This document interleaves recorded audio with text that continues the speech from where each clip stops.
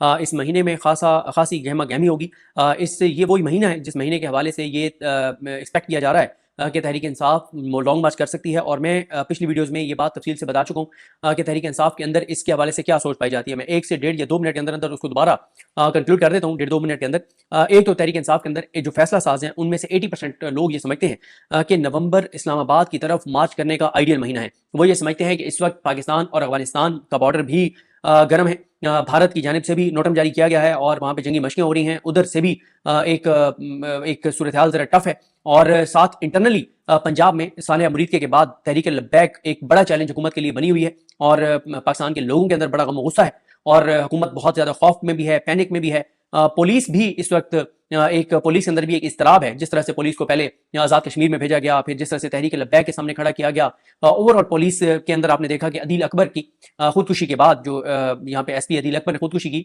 तो उसके बाद नून लीग के जो लोग हैं उन्होंने जिस तरह से अदील अकबर के खिलाफ कंपेन चलाई, तो उससे भी पुलिस के अंदर एक है कि जिनके लिए हम तमाम तर जुल्म जबर बर्बरियत करते हैं, हमारे मरने के बाद जिन भी हालात में उन्होंने खुदकुशी की, तो नून लीग वाले हमारे बारे में क्या राय रखते हैं। तो साथ ही 19 नवंबर अल्लामा खादिम हुसैन रिजवी साहब का उर्स है। 23 नवंबर बनती है, 22-23 नवंबर सानिया मुरीद के चेहरम तहरीक लब्बैक ने कहा है कि वो उसका इनेकाद मुरीद के में करेंगे। तो तहरीक इंसाफ की फैसला साज 80% क़यादत का ये ख्याल है कि नवंबर आइडियल महीना है जिसमें और इकॉनमी के हवाले से भी खबरें आपके सामने हैं और गजा के हवाले से जो पाकिस्तान इस वक्त फैसले कर रहा है उसमें भी लोगों के अंदर बड़ा रिएक्शन है।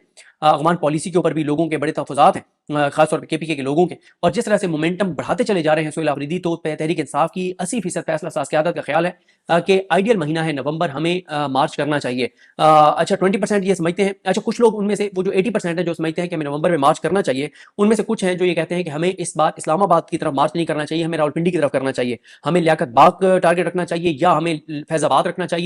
और उसकी वजूहत वो ये कहते हैं कि जो डी चौक की तरफ जब हम जाते हैं तो जब ये ब्लू एरिया और ये सारे एरिया बंद कर दिया जाता है तो इर्द गिर्द कोई रिहायशी इलाके नहीं है, तो ताकत का इस्तेमाल आसान हो जाता है। लेकिन अगर हम पिंडी में करेंगे, पिंडी को अपनी मंजिल रखेंगे, तो वहां पर यह है कि लाखों लोग रहते हैं। मरी रोड के इर्द गिर्द लाखों लोग रहते हैं, हजारों लाखों लोग रहते हैं, हर गली मोहल्ले में हमारी सपोर्ट मौजूद है। फिर जब वो ये समझते हैं कि इस बार जब हम आएंगे और हमारे मुतालबात में सानिया मुरीद के की जो शफाफ तहकीकात है वो भी हमारे मुतालबात का हिस्सा होगी, तो हमें बहुत ज्यादा सपोर्ट मिलेगी पिंडी की हर गली हर महल्ले से, तो वहां पे ताकत का इस्तेमाल मुश्किल हो जाएगा। तो ये भी एक अप्रोच, एक सोच है उन 80% लोगों में से कुछ लोगों की जो ये समझते हैं कि हमें नवंबर में जरूर कॉल देनी चाहिए। 20% जो लोग हैं उनका ये ख्याल है कि हमें नवंबर में कॉल नहीं देनी चाहिए। ये एक जज्बाती फैसला होगा। इस वक्त पाकिस्तान के साथ अमेरिका खड़ा है, इस वक्त पाकिस्तान के साथ नेतन्याहू खड़ा है। इस वक्त अमेरिका को, नेतन्याहू को पाकिस्तान की हुकूमत से ये लालच है कि इब्राहिम अकॉर्ड के ऊपर दस्तखत करेंगे। और आपने दानियाल चौधरी का, दानियाल चौधरी नहीं, दानियाल क्या बैरिस्टर दानियाल बहरहाल चौधरी जो भी उनका नाम है, उन दानियाल जिन्होंने वसीम बदामी साहब के प्रोग्राम में कहा कि पाकिस्तान की फोर्सेस जो जाएंगी वहाँ पे गजा में, तो उनका जो मैंडेट होगा वो ये होगा कि वो हमास को डीवेपनाइज करेंगे, यानी उनसे असला वापस लेंगी पाकिस्तान की फोर्सेस। और दूसरा यह है कि पाकिस्तान की फोर्सेस इस बात को यकीनी बनाएंगी कि क्रॉस बॉर्डर टेररिज्म ना हो, यानी हमास जो है वो इसराइल को अटैक ना करे। बाकी इस बयान के बाद जो उन्होंने सच बोल दिया, तो उसके बाद फिर बड़े पैनिक था हुकूमत में और फिर तरदीदें करवाई जा रही हैं और कहा जा रहा है नहीं नहीं ये हमारा मैंडेट नहीं है। तो बहरहाल एक आध बंदा के मुंह से सच निकल जाता है और उनके मुंह से सच निकल गया। तो इस वक्त हाँ एक चीज की समझ नहीं आ रही, ये जो नवंबर में ये सारे चैलेंजेस हैं हुकूमत के लिए, वहां पे एक चीज समझ नहीं आ रही कि तहरीक तहफ़्फ़ुज़ यानी पाकिस्तान बैकफुट पे चली गई है। हमें महमूद खान चकज़ई साहब उस तरह से एग्रेसिव या एक्टिव नजर नहीं आते, हमें अल्लामा राजा नासिर अब्बास साहब एक्टिव और एग्रेसिव नजर नहीं आते, हमें मुस्तफ़ा नवाज खोखर साहब एक्टिव और एग्रेसिव नजर नहीं आते, हमें तहरीक तहफ़्फ़ुज़ यानी पाकिस्तान ओवरऑल, उन्होंने कहा था कि हम अफगानिस्तान के ऊपर एक कॉन्फ्रेंस करेंगे, वो भी उन्होंने नहीं की। उन्होंने कहा कि हम ये गजा वाले मामले के ऊपर हम रेजिस्ट करेंगे, वो भी उनकी रेजिस्टेंस उस तरह से अल्लामा राजा नासिर अब्बास साहब के ट्वीट्स आए, लेटर्स आए, बयानात आए, सारी अपनी जगह पे, लेकिन कलेक्टिव तहरीक तहफ़्फ़ुज़ यानी पाकिस्तान की हमें कलेक्टिव कोई एफर्ट नजर नहीं आई। अब मुझे नहीं पता कि तहरीक तहफ़्फ़ुज़ यानी पाकिस्तान हिम्मत हार बैठी है, से पर्दा चली गई है और मतलब वो फैसला कर चुके हैं कि हमने मजीद रेजिस्ट नहीं करना, हमने मजामत नहीं करनी। तो उनके हवाले से एक नजर नहीं आ रहा कि वो कोई एग्रेसिव हिकमत अमली उनकी नजर आ रही हो। बाकी जो है वो बाकी चीजें जो है वो सारी आपके सामने। अब जब ये बात सुहेल आफरीदी साहब तक पहुंची और वो पहले भी कुछ चीजें प्लान कर रहे थे कि 27 यानी तरमीम आ रही है, और उसके अलावा ये बहुत ही शदीद एक गहमा गहमी और बड़ी एक दोनों साइडों से जो है वो एक लड़ाई वाला महीना है और दोनों तरफ से नई सफमंदियां हो रही हैं। तो एक कोशिश ये हो रही है इधर से कि तहरीक इंसाफ की कौमी असम्बली के अंदर, पंजाब असम्बली के अंदर एक फॉरवर्ड ब्लॉक बनाया जाए, तहरीक इंसाफ को तोड़ा जाए, तहरीक इंसाफ के ऊपर नया अटैक किया जाए। मेरा नहीं ख्याल कि अब ये जो नया अटैक है तहरीक इंसाफ के ऊपर ये कारगर साबित होगा। उसकी वजह यह है कि तहरीक इंसाफ के एमपीएस मैटर नहीं करते, मैटर करता है इमरान खान अवाम, इमरान खान लोग, इमरान खान पीटीआई के हामी, इमरान खान केपीके की गवर्नमेंट, इमरान खान केपीके के एमपीएस, इमरान खान केपीके के लोग। तो ये तो अभी तक जो लोग मैटर करते हैं वो इंटैक्ट है। फॉरवर्ड ब्लॉक बंद भी जाएगा तो मेरा नहीं ख्याल कि उससे कोई फायदा होगा। इससे पहले बड़े बड़े लोग तहरीक इंसाफ को छोड़ गए, उससे कुछ भी नहीं हुआ।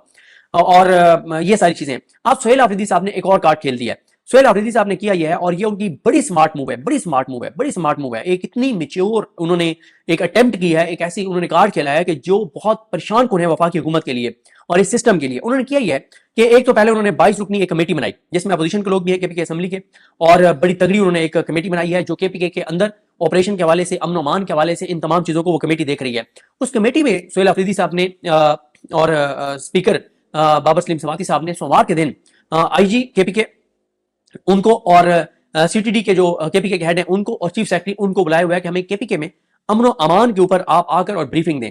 उसके बाद जो जरा ये दावा कर रहे हैं कि मंगल के दिन वो मिलिट्री साइड से कुछ शख्सियात को बुलाएंगे कि वो अमन अमान के ऊपर ब्रीफिंग दें, इस 22 रुकनी कमेटी को ऑपरेशन के ऊपर ब्रीफिंग दें, आईबीओ के ऊपर ब्रीफिंग दें और बताएं कि 20-25 साल से जो ऑपरेशन केपीके में चल रहा है तो अब तक क्यों वो कामयाब नहीं हो सका, उसकी नाकामी के जिम्मेदारान कौन है, उन जो जिम्मेदारान हैं उनके ऊपर क्या रिस्पॉन्सिबिलिटी फिक्स की गई है, आगे रोड मैप क्या है, और ऑपरेशंस के बाद क्या दहशतगर्दी कम हो रही है, बढ़ रही है, और इस सारी के ऊपर।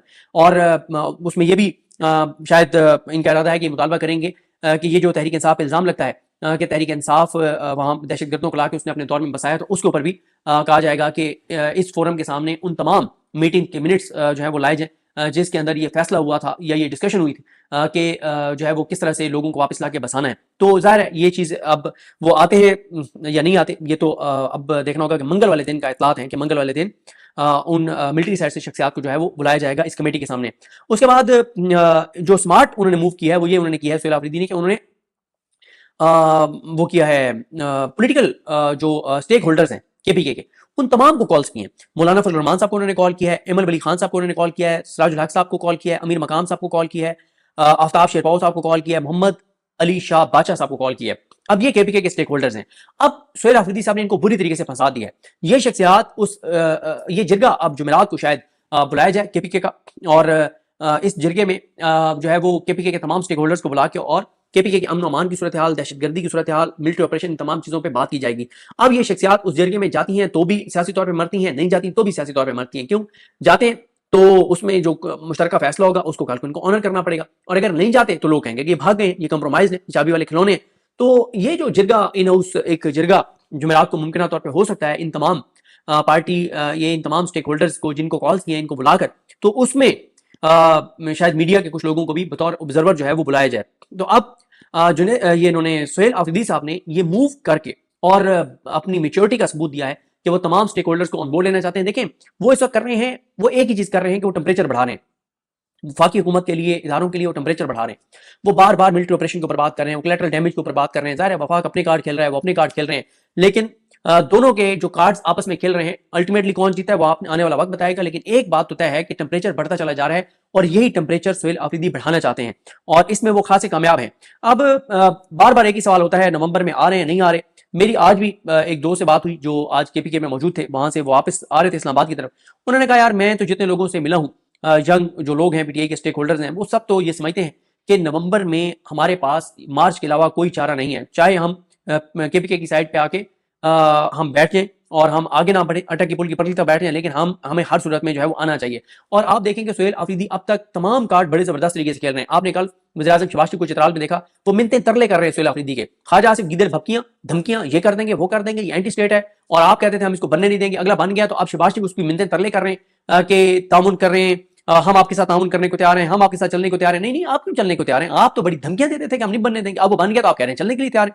और आप अभी भी आप प्रोपेगेंडे में लगे हुए हैं कि उनकी जमान पार्क वाली वीडियो जारी कर रहे हैं कि तो दहशतगर्द है। एक तरफ आप उसके खिलाफ नैरेटिव चलाते हैं कि वो दहशतगर्द है, दूसरी तरफ आप उसकी पब्लिकली खड़े होकर मिन्नत तरला करते हैं। ये मिन्नत तरला कुछ लोग पीटीआई के समझते हैं कि ट्रैप है और हमें इस ट्रैप में जो है वो नहीं आना चाहिए। तो बहरहाल जिस तरह से मैंने आपको अर्ज किया कि नवंबर के अंदर चीजें खासी टेम्परेचर हर आने वाले दिन के साथ बढ़ेगा और ये जो सोहेल आफरीदी साहब जो है ये अब सोमवार को जो पुलिस, सीटीडी और चीफ सेक्रेटरी, और मंगल को मिलिट्री साइड के जिम्मेदारान, और फिर जुमेरात को केपीके के जो स्टेक होल्डर्स हैं बड़े, उनका जिरगा। तो ये आप 3 दिन सोमवार, मंगल और जुमेरात इंपॉर्टेंट होंगे पेशावर में।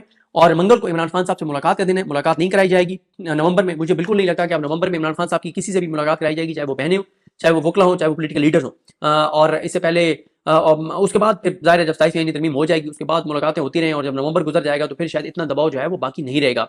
और इमरान खान साहब ने पार्टी को कहा है कि आप अदालतों के ऊपर दबाव बढ़ाएं, लेकिन हमने नहीं देखा कि बुध जुमेरात जुमे को पीटीआई की जानिब से अदालतों के ऊपर कोई किसी तरह का भी दबाव बढ़ाया गया। अब नेक्स्ट वीक में वो क्या करते हैं, दबाव बढ़ाते नहीं बढ़ाते। मुझे सच्ची बात यह है कि अभी तक तो इतना आसान नहीं लगता कि तहरीक इंसाफ दबाव बढ़ाए अदालतों के ऊपर, क्योंकि इमरान खान साहब उनको कह रहे हैं कि जाके आप सुप्रीम कोर्ट में बैठ जाएं, हाई कोर्ट में बैठ जाएं, और जब तक मेरे केसेस की तारीख ना मिले आप ना उठें।